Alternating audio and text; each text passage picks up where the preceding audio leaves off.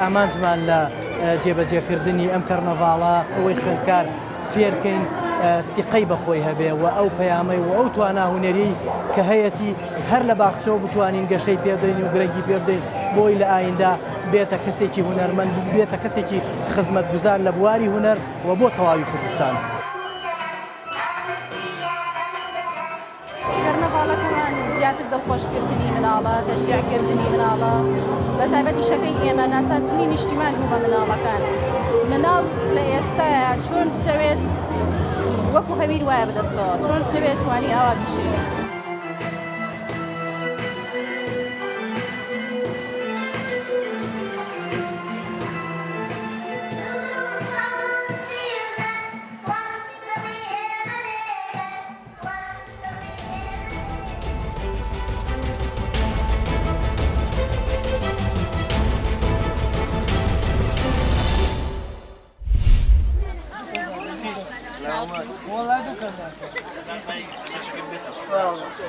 محمد اسمك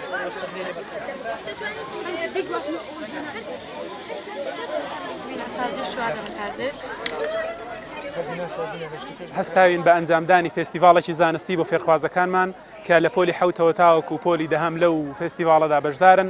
ئەوەی کە بەلای ئێمەوە گرنگە ئەوەیە کە فێرخوازەکانمان بتوانن ئیشی دەستی خۆیان لە فێستیڤاڵەکەدا نیشان بدەن و کۆی ئیشەکان ئیشی فێرخوازەکان هی خۆیانە، بەڵام ئێمە وەکو مامۆستاکان پاڵپشتیمان کردوون.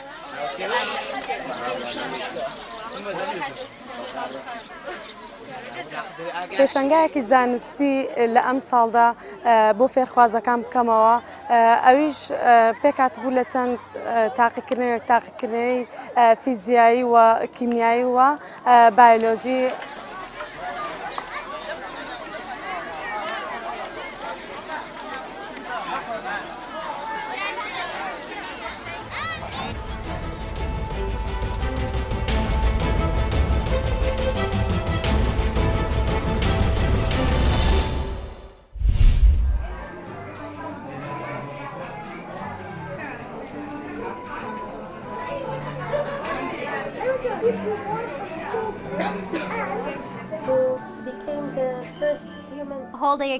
ئێمە ئامانجمان لەم پرۆژە زانستیانە ئەوەیە کە ئەمانەوێ خوێندکارەکانمان هەرچی بیرۆکەیەکیان هەیە، هەرچی بیرۆکەیەک هەیە لە مێشکیان بیکەین بە پرۆژێکتێکی پراکتیکەڵ و باسیکەین بۆ خەڵکەکە.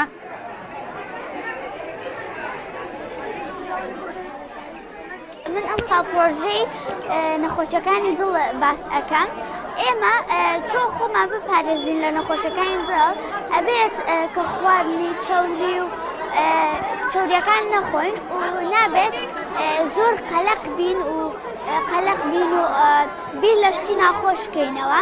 بەڵام ئەگەر ئەتەوێ سوود ئەتەوێ دڵێکی باشە هەبێ، ینی دڵێکی سوودبەخشە هەبێ، ئەبێ ئەم خواردنانەی لێرەیە دانراون مانە هەمووی ڕۆژە بخورێ.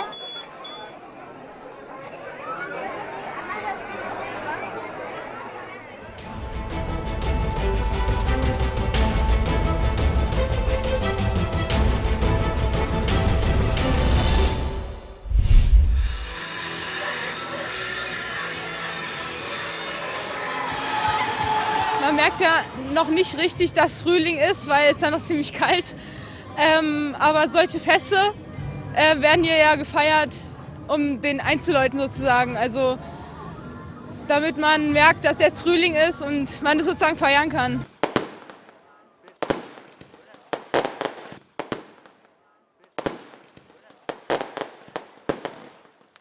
Bisschen zu schnell, weil mit der Geschwindigkeit, du kriegst keine Luft. Und dein Gesicht fängt an nass zu werden, zu tränen. Das Problem ist, wenn man Höhenangst hat, ich weiß nicht, du denkst einfach, du fliegst in den Himmel.